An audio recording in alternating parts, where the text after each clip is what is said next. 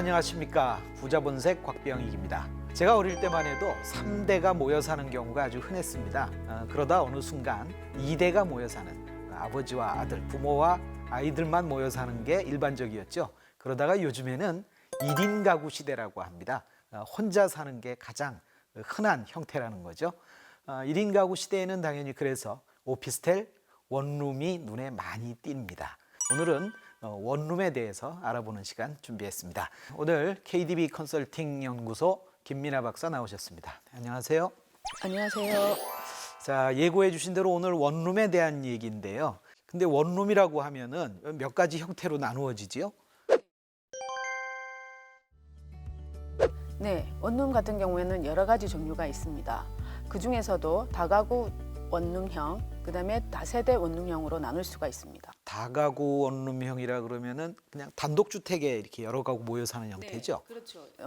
단독주택에 여러 세대가 독립적으로 주거할 수 있는 곳을 다가구 원룸이라고 합니다. 그러면 다세대 원룸은 어떤 겁니까? 다세대 원룸 같은 경우에는 각 세대가 구분 소유가 되어 있어가지고 이제 거주하는 형태를 이제 다세대 원룸이라고 하죠. 이런 형태는 그러면 대개 독립 건물로 이렇게 뭐 한 5층, 6층 이렇게 있는 건물에 네. 호실이 나눠져 있는 경우가 있지 않습니까? 네, 네, 그렇죠. 그 경우를 말씀하시는 거네요. 그렇죠. 다세대 원룸이라면 이제 구분 소유가 가능한 원룸을 말합니다. 자, 그러면 그 원룸의 종류에 대해서 우선 알아봤는데요. 자, 이 원룸에 대해 투자한다라 그러면은 가장 중요한 게 뭘까요?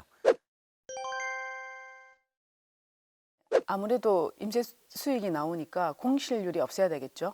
공실이 나지 않으면 좋은 원룸이다 이렇게 바꿔서 말할 수 있겠군요. 네, 그렇습니다. 공실이 없으면은 나중에 매도를 할 때도 처분 수익까지 바라볼 수가 있겠죠. 하여튼 원룸은 공실이 없어야 한다. 이게 핵심이라는 거네요. 자, 그러면 원룸에 투자할 때 주의할 사항들을 하나하나 짚어보도록 하죠. 우선 첫 번째는요. 첫 번째로는 위치가 굉장히 중요하겠죠. 위치가 중요하다. 네. 네. 하긴 위치가 좋아야 공실이 나지 않겠네요. 네, 그렇죠. 공실 없는 곳을 통계적으로 보면 아무래도 역세권에다가 대학교가 밀집된 곳은 아무래도 공실이 없는 것 같습니다. 그러면 이 오피스텔과 다르게 이 원룸의 경우는 주차장보다는 역세권 지역이냐가 더 중요하겠군요. 그 원룸 같은 경우 역세권에 있으면 주차 공간이 좀 필요 없는 경우가 많습니다. 왜냐하면 지하철 가깝다 보니까 자기가 소유하고 있는 분들이 좀 없다고 할 수 있죠. 자기 차량을 소유한 분들보다는 대중교통을 이용하는 분들이 주로 원룸을 사용하게 된다라는 말씀이겠네요.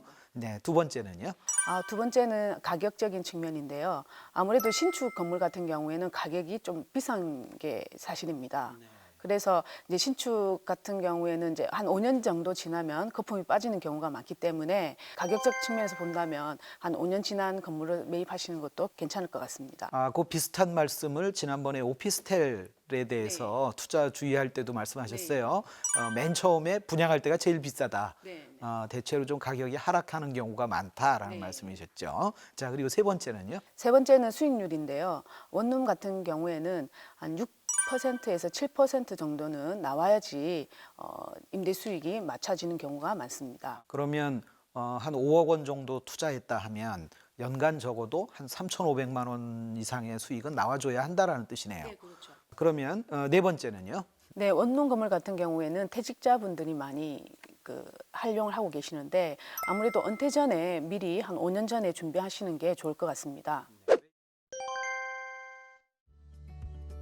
보증금이나 대출을 상환을 할 시간이 좀 부족하기 때문에 미리 준비하시는 게 굉장히 좋죠. 공실이 나지 않고 꾸준히 수익이 나면 문제가 없는데 중간에 공실이 나거나 어떤 원인으로 목돈이 필요해질 경우 이런 데는 아무래도 아직 직장 생활을 하고 있을 경우에는 자금 조달이 가능하다 이런 뜻이네요. 네, 그렇습니다. 자, 이제 마지막은요. 그 원룸 건물 같은 경우는 제일 고민을 많이 하시는데 관리가 굉장히 중요합니다. 그래서 관리를 내가 어떻게 할 것인가, 세입자 관리를 어떻게 할 것인가, 그걸 미리 염두에 두고 접근하시는 게 좋을 것 같습니다.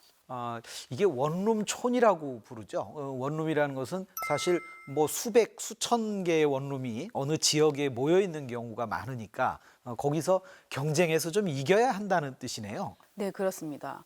요즘에 원룸 관리가 굉장히 이제 힘든데 이런 경우도 있습니다. 세입자들이 바퀴벌레 나왔다고 잡아달라고 그 정도로 이제 어려움이 많죠. 뭐 한 16명에서 30명 정도 되는 세입자들을 다 만족할 수 있는 서비스를 제공해 줘야 되니까 네.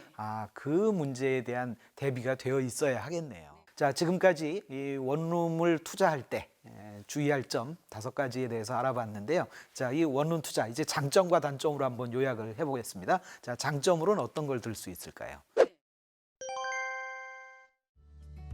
네, 장점으로는 그래도 첫 번째 수익률이 좀 높은 편입니다. 타 상품보다 한 6%에서 7% 정도 수준에서 나오다 보니까 수익률을 원하시는 분들은 아무래도 이 원룸 건물이 좋지 않을까 생각하고 있습니다. 오피스텔의 경우 기대 수익률을 한 4% 정도로 말씀하셨어요. 네, 오피스텔보다는 수익을 더 기대할 수 있다라는 말씀이시고요. 지난 시간에 오피스텔에 대해서 말씀하실 때도 오피스텔은 맨 처음 분양할 때가 가장 고가인 경우가 많다고 하셨어요. 이 원룸도 그러면 맨 처음 신축할 때가 가장 고가라는 뜻인가요? 2009년부터 굉장히 많이 지었습니다. 그래서 지을 토지가 좀 부족하다 보니 신축 건물 같은 경우에는 고가로 형성되는 경우가 많습니다. 그러다가 이제 해마다 감가상각도 되고 건물도 노후화되면서 가격이 점점 떨어지는 게 일반적이다라는 건데요. 그러면 혹시 이 시세 차익은 아예 기대할 수 없는 건가요? 그럼에도 불구하고 시세 차익을 기대할 수 있는 곳이 있습니다. 그거 아주 바람직한 경우인데 어떤 경우일까요? 아무래도 이제 역세권이나 대학가 주변 이런 곳이 이제 시세 차익이 많이 나는 걸로 통계적으로 나와 있습니다. 여기서 말하는 그 시세 차익이라는 거는 그럼 건물 가격이 오른다기보다는 토지 가격 상승분이 반영되는 거군요. 네, 그렇습니다.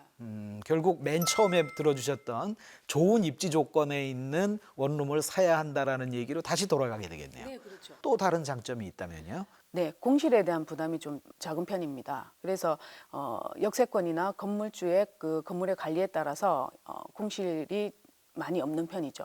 하긴 16개 혹은 30개 정도 되는 방 중에 뭐 한두 개 빈다 그래서 그게 그렇게 크게 부담되지 않는다. 그런 말씀이신 것 같아요.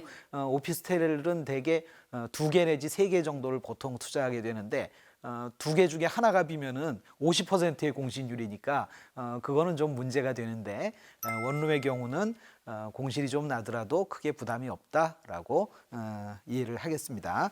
자, 또 다른 장점을 들어주신다면요. 투자 비용을 조절을 할 수가 있습니다.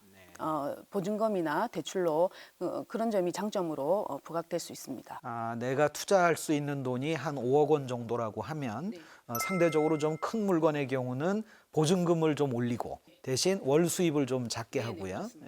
여유 자금이 있으면 월 수입에 보증금은 줄이고 월 수입을 늘릴 수 있다. 장점을 여러 개 들어주셨는데요. 단점도 있겠죠. 단점이라고 하면은 세입자 관리가 아무래도 힘듭니다. 그렇죠. 네, 새벽에 전화 오는 경우도 많고 막 여러 가지 문제점이 좀 많습니다. 결국은 퇴직을 해서 업종을 바꿨다 이렇게 생각을 해야 가능한 직업이 되겠네요. 건물주가 건물을 좀 관리를 하셔야지 원룸 건물에 투자할 때는 장점으로 좀 부각되는 것 같습니다. 세입자 관리가 힘든 만큼 또 건물 관리하는데도 굉장히 힘듭니다. 아무래도 이제 소모품이라든지 교체를 계속 해줘야 되고 관리를 안 하면 아무래도 노후화가 빨리 진행되는 경우가 많거든요. 하긴 20가구가 있다는 얘기는 세탁기 20개가 있고 화장실 20개가 있다는 뜻이니까 그 관리가 쉬울 리는 없네요.